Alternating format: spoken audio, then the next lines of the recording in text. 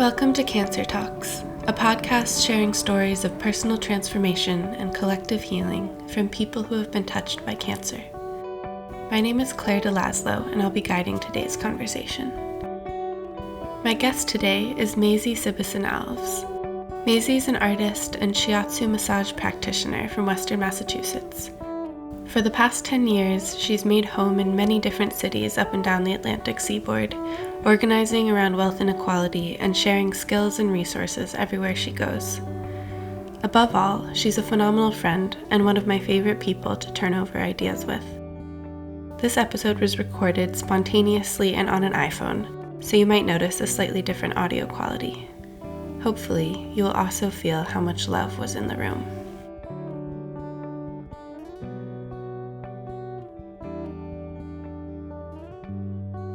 Hi Maisie, welcome to Cancer Talks. Hey Claire, it's nice to be here with you. Is it okay if we talk about how you're here? Oh yeah, Okay. Yeah, we can talk about anything. Okay, good. Literally anything. We can set the whole scene. Right, we're not pretending to not be friends. Okay. No, and we should, and you can ask Good. me questions. We're okay, great. Good. Good. We're Okay. just having a conversation. Good. Yeah. So we decided to record a podcast because we've been in your cancer Airbnb Yeah. in Cambridge, Massachusetts. We've been lying on the floor, sort of debating whether or not to do this for the last hour. Yeah. And also just Talking about cancer. We've been talking about cancer for the last hour. Yeah. And yeah, so I came to visit you for 3 days. Yep. You're my first friend with a cancer diagnosis. Yeah. Even though I've been hosting this podcast for 3 years. Or you're the first person who was a friend before diagnosis. Yeah. I have a lot of friends from the podcast. I did it for you. And you didn't do it for me, but we did notice something because we met in 2016 and then we were out of touch until this past March, which is around the time you started to notice a lump on your leg. Yep, that's right. That's right. I noticed a lump on my leg, and the timing of us being back in touch, well, it wasn't until this past November when we had been back in touch for, well, I don't know, you do the math, 6 months or eight or 9 months, that it was diagnosed as cancer. But it had been incubating since our friendship reunion. And I came to stay with you. You still didn't know it was cancer, right? When I came to stay with you in early December? Right. You had gone in for testing, but you didn't have the results yet. Yeah, that's right. And I stayed with you just to say hi, and we were both repeating over and over again that you didn't have cancer. That's right. Yeah, it was before I had the MRI. Yeah. But after I had the ultrasound. Yeah. Exactly. Yeah. There were many tests. Mm-hmm. Before I actually got the real diagnosis of sarcoma, fatty tissue. Yeah. Myxoid liposarcoma. Ooh. That's a cute name. Yeah. In your left leg. My left thigh. Yes. How do you remember that week now, looking back on it? Well, yeah, the time in between when I thought I was going in for an ultrasound just really to cover my bases, to make sure. My doctor had told me that it was probably a cyst. And she didn't even suggest that I get the ultrasound. I don't know really why I did it. But in between that time and when I, maybe a month later, when I finally got the biopsy results, that was only a month ago. Wow. So it feels so long ago. It's almost impossible to say the meaning of it at this point because it's so recent, but it does feel like a definitive life-changing moment or month for sure, especially really, now I know what the process is going to look like, and it's pretty straightforward. Yeah. Hasn't metastasized, but before I knew that, it really felt like, my life was like flashing before my eyes of like, what have I created?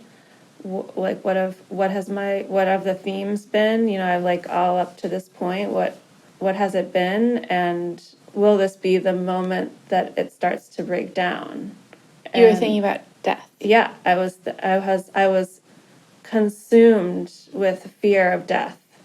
And I remember that I sensed that because I was staying in the house that Yeah. you're working on in Massachusetts. And I felt like I was going to say I felt like you didn't have cancer. I felt it was important to speak into the room that you didn't have cancer. I'll tell you now that I actually thought you had cancer. I didn't know that. Why did you think that? Well, I was thinking about this talk. I watched a talk from Gabor Mate. Yeah. And what he said about every patient he's ever had who had a cancer diagnosis is a person who puts other people's needs before their own. Right. Yeah, you mentioned that. And when you said that it was on the table and that you might have cancer, I honestly wasn't that surprised. Because I'm one of those people. Because you're one of those people, but at the same time, I wasn't confident that would be true. Right. And I really wanted to, I was sending a lot of prayers that you didn't have cancer and wanted to speak that into the room. But you felt like it made sense based on that. Yeah. I mean, in a way, I feel like I can't tell if I really like resonate with that for myself. Yeah. Like someone that I've definitely been in a lot of situations where that's been true. And then sometimes I don't know, I'm like, I can be selfish, and the meaning of it feels like so. I mean, then there's the other side of that is like what the doctors say, and like what they're just like, this cancer is like getting struck by lightning. Like that's just, they say it's totally completely random. Yeah. Like there's no meaning in it. Yeah. You're just like, it's bad luck. Yeah. And because it's really, really rare. I'm 36 years old. Yeah. Like, this is an incredibly rare form of cancer. And it's just like, what the fuck? Yeah. But I don't know. I don't feel ready to kind of like accrue meaning to it at this time. It definitely feels like it's not the getting struck by lightning, but I don't know if it's like as simple as like, well, putting other people's needs before my own. It's almost like it's a mystery. It's a great mystery. And I do believe that there's meaning in it. Yeah. And that it was supposed to happen. And it will keep revealing itself. That it will keep revealing itself. And to be clear, I don't think that that's the whole story. Yeah. At all. Yeah, yeah. That was something going on in my head when I was like, oh, this could be possible. Right. I mean, and some of the meaning has to do with that, I think. Or like what I'm learning from it. Because what happens when you get cancer when you're 36 is like it freaks out everyone that you've ever met. Yeah. I know. In a way that's like partly about you and partly just about you're like an archetype of like anyone there's like a young person that gets cancer. Right. And I've like experienced this like huge outpouring of love from my community and friends and family. Sometimes it feels like a part-time job just to keep up with it. Yeah. So like in that way, it is connected. We were joking earlier that you haven't been experiencing that much fatigue or like physical challenges from radiation, but that I needed to come to Massachusetts not to help you carry groceries, but just to help you respond to your texts from all the love. Yeah, it's a good problem to have. Yeah. I can't believe it was just a month ago you didn't even know you had cancer. I know. I do feel like there's like a maturing happening. I think one thing that feels really different, or maybe this is something that happens to everyone at a certain point in their lives where they just feel like they have more control over their body than they actually do. But I think like on the continuum, I'm like pretty far on like the side of like I really thought I had a lot of control. Yeah. I'm like a person that is of many health practices. Yeah. Do you want to give a quick summary? I mean, of what they are? Yeah. I mean, I'm really intentional about my diet. I do a lot of yoga. I meditate. And you're a shiatsu practitioner also. You've been studying shiatsu. Yeah, I've been studying shiatsu body work for the last 8 years. Yeah, I'm an amateur herbalist. Yeah. It's a huge part of your life. Yeah, I don't like do a lot of like unhealthy behaviors that like anyone would really say. I'm like the healthiest. That's probably the other archetype that people are freaked out about or just like amazed by, I'm like the healthiest Maisie's the healthiest person I know. That got cancer. Yeah. So what does that mean for me? Right. Exactly. Yeah. But that's the mystery too. It's Yeah, and I think it's a beginning of figuring out what meaning or what mystery is being revealed and brought to you.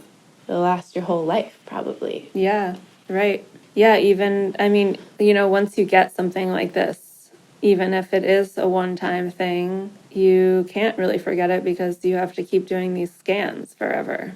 Yeah. How do you feel about the scans? Are you, do you feel like, oh, that's a good idea, I'm glad I'll be checking in? Yeah. Does it scare you at all? Like the perpetuity of that?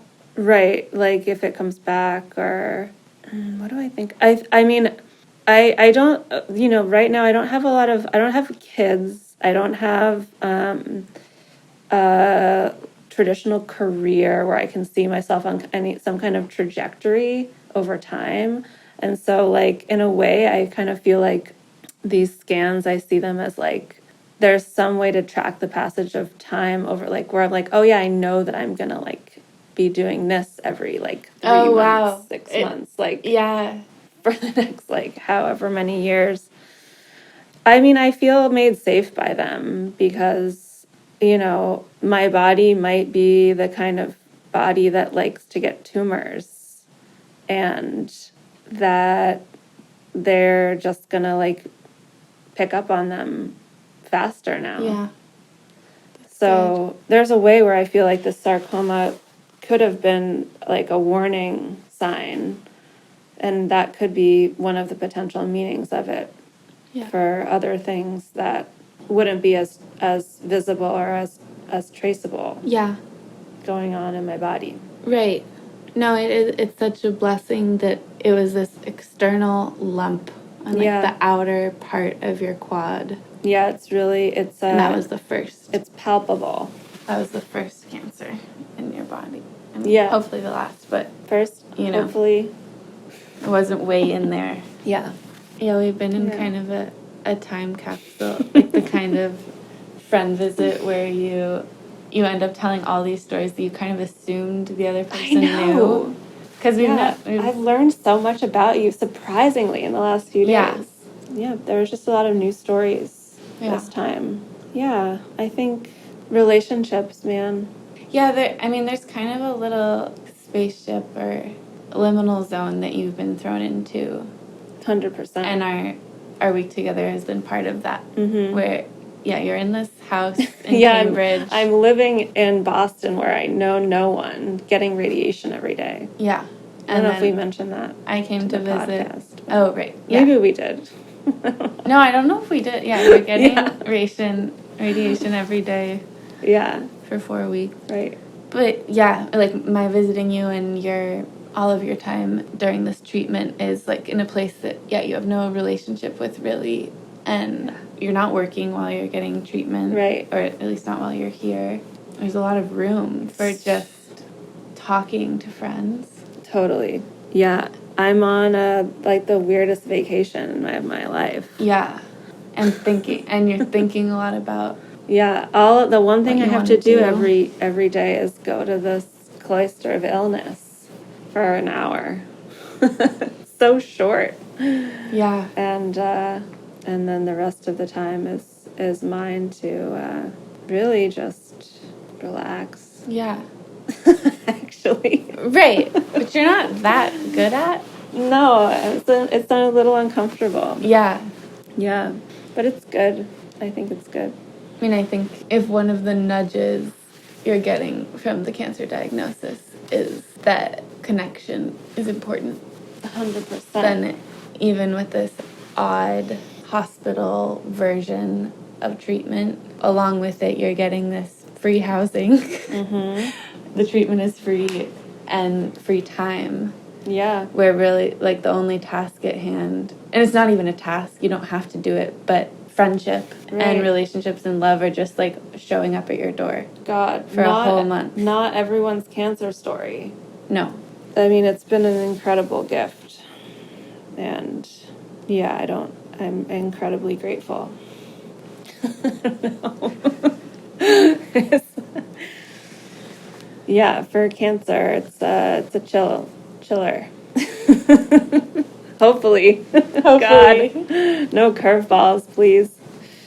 But yeah, I didn't see myself here, and I think that who was one of my friends said it's like you're getting initiated like into a club, and that is how it feels like, because the people that know about cancer, like, they know they understand what the procedures are like, and there's a whole world of medical language and experiences that are shared with those who have been touched by cancer. Yeah. And I mean, the people that have reached out to me, like, have been the closest, have volunteered to come visit me, like, are the ones that know about what it's like. Have been personally touched by it. Yeah, that's right. And I get it now. And yeah, I mean, being in these facilities and seeing everyone that's waiting in the waiting room alongside you, and not really knowing their stories, wondering what's going on with this person, what are they and what do they have? And feeling like it's a journey people are on. So many people are on. So many people. People out here having cancer, and it's definitely particular to be a young person in this world. Yeah. People, I don't know, maybe they just feel like it's really wrong or something. Yeah, how does it feel, like, walking around the hospital as a young person? It feels like everyone's looking at me. Yeah. In the oncology areas. And yeah, I think it touches something in people that isn't totally about me. It's about feeling, I don't know, just a fear of death or something. Yeah. Yeah, that isn't as potent with older people. Yeah. I don't know, what is it like for you? As your friend? Yeah, because you said you haven't been in, like, cancer facilities that much. Yeah, actually, Maisie's cancer experience and this visit was the first time I actually went into an oncology wing, which now feels like kind of like irresponsible of me as the host of a cancer podcast. I'm like, I should have done. We could go exploring some tomorrow field in research. Dana-Farber. Yeah, I'll take you out. Yeah, as you were talking, the thought occurred to me to that really nice receptionist in your radiation office. Mm-hmm. I was like, maybe I should have her on the podcast. Yeah, totally. The valet guy. Do a little study. The valet guy. Yeah. What's his cancer story? I know, right? Yeah. He's just like, hey, you're here every day. Yeah.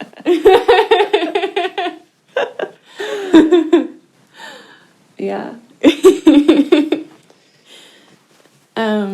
No, I don't know. I think some of the people, this is not about the valet guy or the receptionist, but some of them are a lot of people are really wonderful. A lot of them are holding a lot. But yeah.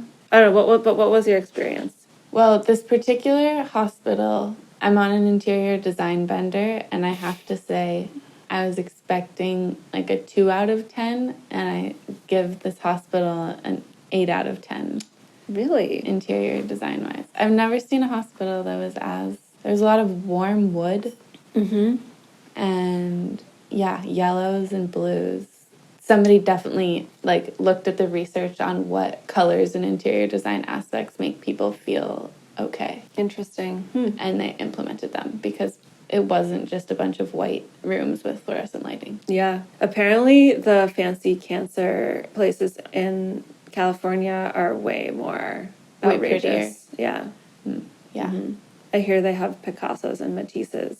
Real on ones? on oncology floors. Yeah. Real ones? Real ones, yeah. Mm-hmm. Wow. And like floor to ceiling windows, like Whoa. overlooking, like sweeping California vista. Wow. So anyways, that sounds but crazy. Yeah. But I thought it was really sweet. You thought it was, you liked the palette. Yeah. I mean, and then it was really interesting. I mean, every nurse had a really different personality. I noticed a pattern with the hospital techs. Almost everyone was asking the person with cancer where they were coming from and checking in about like what the commute was like. Totally. Because it is kind of talking about the commute. I mean, how's the snow? The commute is actually a huge part of radiation because for most people, it's a pretty short treatment, but It happens every day, happens frequently. Mm-hmm. So it is a lot of the thing. And I don't go to doctor's offices that much, so it was taking me back to like high school. Like I felt like I was in my parents' hometown because that's where I go to the doctor. And then it was also taking me back because I usually feel, dismissed by doctors. Because I ask a lot of questions. And we went in and you had your first appointment actually talking to a doctor because you hadn't my spoken first to a doctor check-in in person thus far. I had my first radiation check-in with a doctor. What was that like? It was terrible. It was only because you were there that I didn't feel bad about it that long. But I felt so just totally uncared for. Can you narrate it? What happened? What happened? I mean, she came in, she barely looked at me. She said, how's it going? I said, fine. What happened? She said, can I see your leg? Yeah. And your pants were too tight to pull up. Right. And so you pulled them down. Pulled down my pants, which was fine. She pulled the screen to try to cover you up, and then she kind of ran into the nurse. And the nurse came in. I think at that point she gave up with the screen. Yeah. The screen was just open, and you just pulled your pants down. Yeah. She told me to wear sweatpants next time. Yeah. She looked at it. And she looked at it, and she said, it looks good. And we were you kind of kept it there, and you were still looking at it, and I was still looking at it, kind of trying to see what she was looking for. Uh-huh. And she'd already moved on. She was just uh-huh. Yeah, it looks good. Uh-huh. And then we were like, oh, okay, I think it's over. And then yeah, right. I think she had to tell you to put your pants back on. Oh, funny. I missed that part. So, yeah, what happened? We had a list of questions that, because I've been experiencing the most intense PMS of the last 3 or 4 years, at least, this cycle. And we wanted to ask if it was related. And that was one of the questions. And she, as soon as I got in the room with her, I was like, there's no way I can ask that question. I don't feel comfortable with this person. But Claire was there. I pushed. And I'm a question asker. I don't know if I should have pushed. No, it was fine. I mean, I wanted to know, as your friend, I wanted to know whether she could engage about your concerns. Yeah. I wanted to know, right. what kind of doctor she was. Yeah, right. It put your money where your mouth is. And she failed. Very well respected. Yeah, she's a celebrity. She's a celebrity oncologist. And I asked the question, and she said, absolutely unrelated. There's no way it's related. The only thing, it's targeted to your leg and nothing else. There's no other symptoms that would occur on any other part of your body except directly on the area that we're targeting with the radiation. And I have backtracked. I think you did too, because before meeting with her, you'd been filling out a questionnaire Right. And the questionnaire asked you if you'd had any side effects. Right. And including, like, fatigue. Sure. Fatigue, which is a classic side effect of radiation that's systemic. It's not just on your full body response, yeah. And the nurse practitioner said that I might be also experiencing achiness and inflammation response in my body from this, which I have been. And then I asked that question as a follow-up that I had been experiencing this, and she said, absolutely no, there's no way that you would experience that in the radiation because it's not. Yeah, you said your shoulder injury has been flaring up and hurting more than it usually does because it hasn't been bothering you before the radiation. Yeah. And this is the worst part because in response to that, she said it might be because the radiation table is uncomfortable. Oh, that's right. I suggest you take an ibuprofen before. Which is confusing because you didn't even say that your body was hurting on the radiation table. Right. Your body's been hurting more like when you sleep, just like all the time. Yeah, especially the first week, it felt like I had just gotten the COVID shot. My whole body ached. Yeah. Like crazy. Yeah. There's no way it wasn't connected. And then also the nurse practitioner said that was a common side effect in young people. I guess I was surprised that she didn't at least say, well, you can take ibuprofen whenever you're aching. She said specifically take one ibuprofen before you sit on the table. Which just makes no sense. It just feels like she wasn't listening. I wasn't about to get in with it in that moment because she clearly wasn't here for the process of engaging with me. But, I am like a 36-year-old daily yoga practitioner of I'm very limber in my body, and there's just no way that a 20 minutes of lying down on a table is going to give me any kind of body cramps. No way. And it just, like you said after we left, it seemed like she knew way less about the human body than a regular person.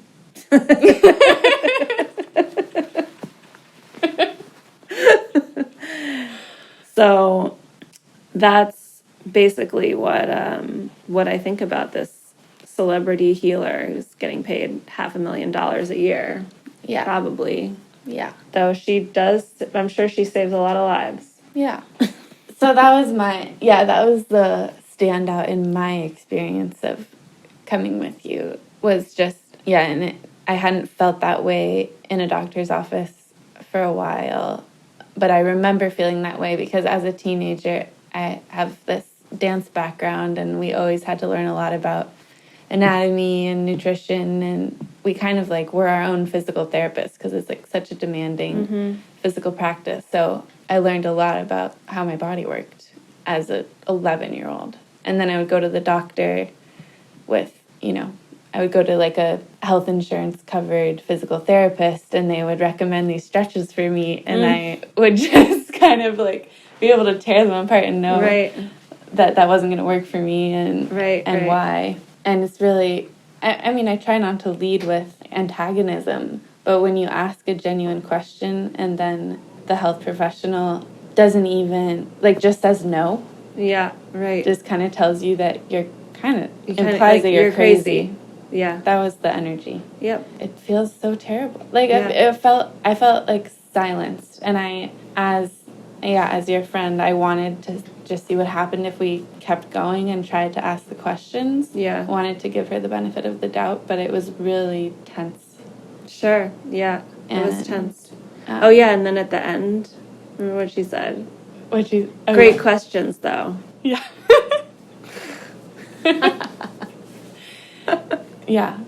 And she also finished with, because we tried to ask, we also asked if things were going as they should. Right. And that was interesting. She said, I can't tell. Which makes sense. Yeah. But I guess at least she gave the honest. Yeah, apparently nothing changes during the radiation. It would be after. Kind of or she's not running those kinds of tests right now. Yeah. Yeah. But then another thing she said toward the end was, because I think when she said I can't tell, I said something to the effect of what are you checking for in these sessions? I said something like that, then what are we looking for? And she said, well, I just wanted to make sure you weren't having any side effects. And that was really crazy because you had described your side effects, right, and she had said they couldn't be side effects. Right, which are the normal side effects of radiation. Yeah, even in medical journals. Even in medical journals, even on the questionnaire that I received right before the appointment. What? I just wanted to make sure everything was going okay. And right. It is. I mean, totally. It is going okay. Mm-hmm. You're great. But the dismissal was really disheartening. 100%. These are our healers. Yeah. Healers.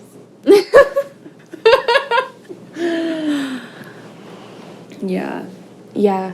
I do like the word healer. Mm. So I would say, what do you like that about she's it? A doctor, not a healer. What do you think a healer does? I think a healer is committed to being a witness to somebody else's physical and spiritual experience. Mm-hmm. And if someone is feeling off, sick, or heavy, or scared, or bad, in that nexus between the spiritual self and the physical self, a healer is someone you can go to when you want to be witnessed. Right.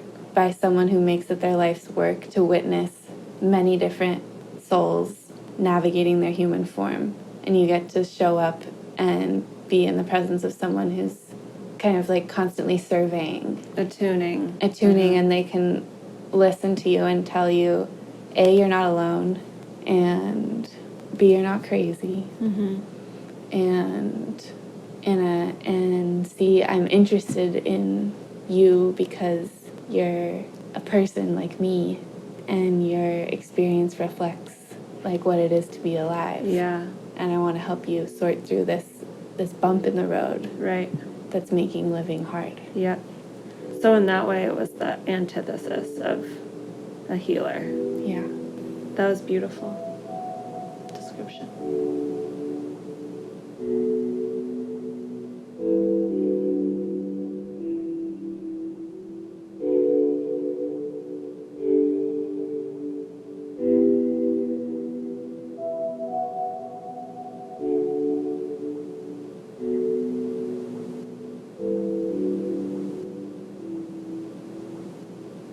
I'm curious to hear more about, in that week, it was right after you received your diagnosis. Mm-hmm. You went to your psychic, is that what you call it? Mm-hmm. Sure. Yeah, intuitive counselor. You went to your intuitive counselor, and then you called me after, and you said it was an amazing session. But do you remember that session and what you were talking about with her? I think the thing that was the most meaningful to me in that session, and I don't know how much of it had to do with what she said or where I was at, that it just resounded in the right way, or how much of it was what she said and how much of it was the meaning that I made out of it. And I don't even know if I can describe what it was, but let's see. It's this idea that, well, first of all, she said that I had to decide to live, that was a decision. And to me, now that I've read some other people's writing on who have worked with cancer in their life, it's kind of a standard thing people say. But in that moment, it really struck me because I felt really like I was holding two pieces of myself. And one of them felt like, I would be okay to die right now. It's been a good life, and I wouldn't say I'm ready to go, but I can handle this. And then the other part of me that's just completely almost surprised by how unwilling I was to let go and how attached I really was to my body, and continuing to see what happens next in the video game of Maisie and whatever I'm doing all the time and thinking about, and the experiences I'm having and all of the love that's around me and that's making itself known to me in this moment. And So I was a little surprised by how the psychic was telling me to choose that part of myself so clearly, because like we think about non-attachment in this way of like where it's just like, oh yeah, like making peace with death is like a good thing. And it was really like a beautiful lesson in that moment to hear like, oh no, that's not what I need to hear right now. What I need to hear right now is like how alive I am. Yeah, I mean, I somehow stumbled upon a woman's blog who died of breast cancer last summer, she was young.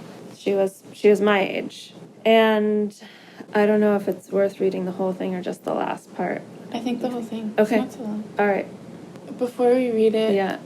do you remember if your intuitive counselor said you need to want to live, or did she say, do you want to live? She said, you have to decide. She was like, you have to decide that you want to live. Uh-huh. I think that's how she put it. Yeah. And in that moment, you felt like, yeah. Yeah. I do want to. Right. That's what I want to decide. And I want to decide that yeah. Yeah. You're like, definitely that one. Yeah. Yeah. Yeah, and then you're talking about, I think you said basically that when you called me on the phone, but I understood that you didn't exactly mean grip on to physical life on this planet. Mm-hmm. It was more about, like, when I hear will to live, I think about, yeah, it's different. It's like desire, aspiration, we were saying yesterday, wanting to be creatively in the world, in relation with other beings, that thing. And then, so what you're saying now, which this person who died really captures, is that feeling can carry up until the days right before death, even if death is kind of soon. Right. But you got in touch with this will to live. Yeah. That's right. Yeah, the will to live is like the will to keep healing on every level, I think. Or whatever that word Whether means, your body like, physically lives or dies. That's right, yeah. And it's about the process of continuing to uncover the things in our physical, emotional, spiritual realities that need care. Yeah. That is actually just like the meaning of why we're here in the first place on a, multi-dimensional lifespan. Yeah. So, okay, I'm going to read this. Should I say anything else about it or? Well, so her name's Amara. Yeah. And you found her blog last summer and then started reading it a lot. Yeah, I did. Last summer when this guy was growing on me and I wasn't... Before you were even diagnosed. Fully didn't know what was going on. Did not think you had cancer. Had no idea. And, I don't know, something about it really, really resonated with me. And I remembered it when this came up again in November. And I went back to this when I was really in my fear hole. And it brought me a lot of, it brought me out of it, It brought me out of it in the way that, like, when Eliza also said that thing, it woke me up, like, into, like, being able to move into, like, seeing the fear as a part of the love, really, of my life. And so I'll read it. About 3 weeks ago, Amara woke up in the middle of napping on the couch and started to say that they didn't want people to say they lost a battle with cancer, and started to say what they wanted people to say instead. I asked if I could record it, and they said yes, and this is an unedited transcript of what they said in the recording. After an epic and beautiful life dedicated to reconnecting with the earth, seeking wholeness, deep integration through roots and bones and spirits and ancestors, Amara was overcome by a complex groupings of diseases known to us only as triple-negative breast cancer, but there were so many other contributing factors such as stress, abuse, toxic exposure, Living in deep empathy with the earth, there was never any expectation that Amara could be separate from extinction and evolutionary processes. And what came up and out of Amara's body is a healing process and continues to be. Please make it clear this was never a losing a battle against cancer. I've never spoken about it that way. This is not a fight. This is not a fuck cancer. It's not about hating any part of the process going on in my body. It's about uncovering the awe and the mystery of what has formed us so that what it's brought into Amara's being now that we haven't been able to resolve while still keeping my body alive and intact.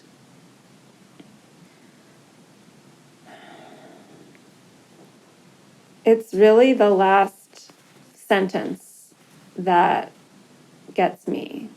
And the rest of it is sweet, too. And I like it. But this really feels like someone that is teetering between two worlds.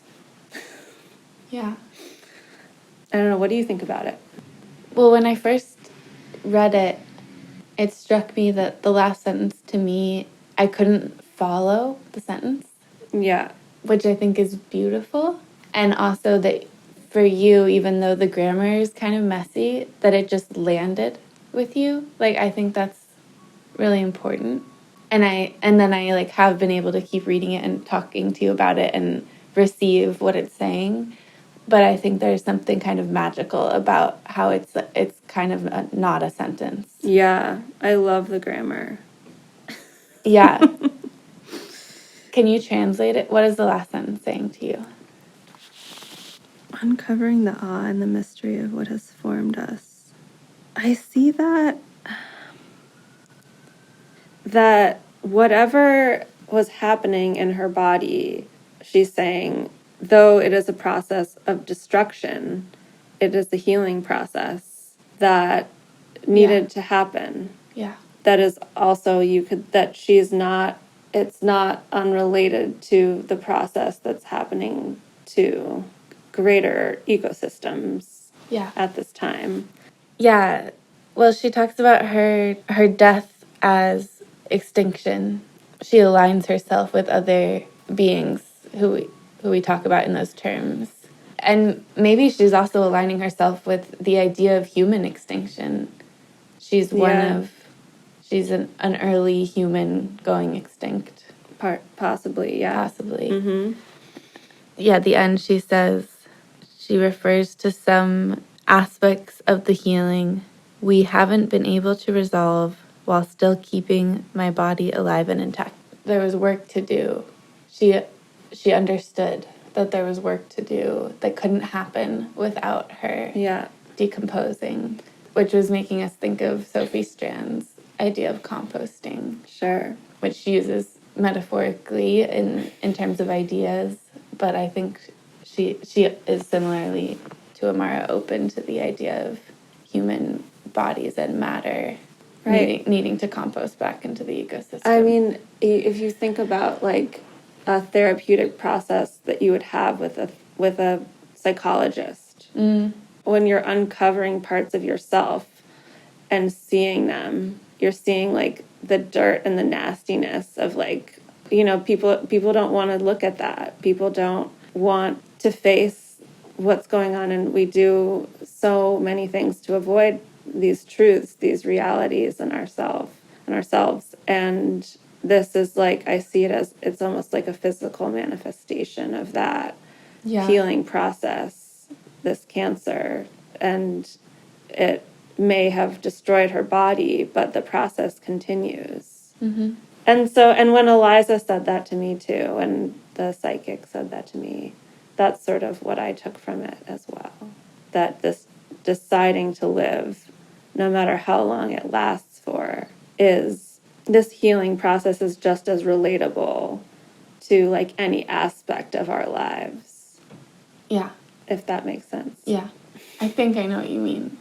I was going to say what Eliza said, and the whole cancer experience has reminded you that you want to say yes to this continuing process. Like, I guess we could say yes to like being awake to the journey that your soul is on. or something. 100%. We Yeah. could say it that way. There are a lot of different ways you could say it. I know. I mean, I feel like the word healing is sort of linear. And I was going to ask you how you feel about the word healing, because we're using it, but we're kind of using it as a placeholder. And for sure, some people really don't relate to it, because I think it often can. There's a way to, I think, co-opt it and say that healing is an ongoing thing that has no end. There's another way the word healing is used, where the end of healing is when you get healthy again, and then you're and then the healing's over because you're just healthy. Right. Which, yeah. Sure. Yeah. What do you think? What do I think about the word healing? Yeah, right. I mean, I'm using it, and I'm not a huge fan of it because, I mean, I just don't really think that healing in the same way Amara was kind of suggesting can happen, like on an individual level. Yeah. Because we are all interconnected and connected to each other, and we're connected to, ground, world, earth we live in, and her sickness is our sickness, and that's all connected to cancer, period, for starters. Yeah. Just like, that's just one thing, but you can like look at these things on like, the individual level is always just like a little microcosm for what's going on. I mean, again, like, not to always bring it back to Amara, but the moments where you feel that connection and are not disassociated from it are probably, maybe that's like as much as we as human beings living in the age that we do can ask for as a healing experience. Yeah. Which is definitely my interest in body work as well, is that sometimes it's, you get a treatment and it's like, oh, I actually feel worse after this. But then you have to be like, why do I feel, it's a connection with some kind of truth that's happening when... Feedback. Yeah. Yeah. Whereas so much of our lives are spent in disconnection. Yeah. Yeah. So... What's a recent moment that you felt connected? I mean, there's been so many sweet moments in the last few days, just with you, like lying here on the floor. I felt really connected. Me too.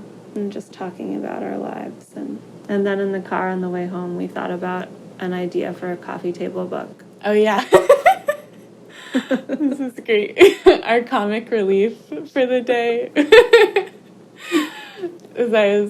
We were just at a stoplight pulling out of that appointment, and I said, I wonder how doctors die.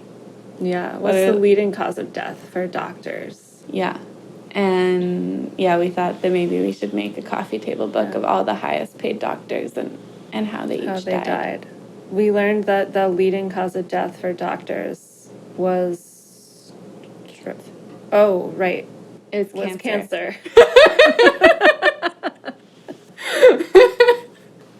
And thanks for coming to the Cancer Talks. Hope everyone has a wonderful day.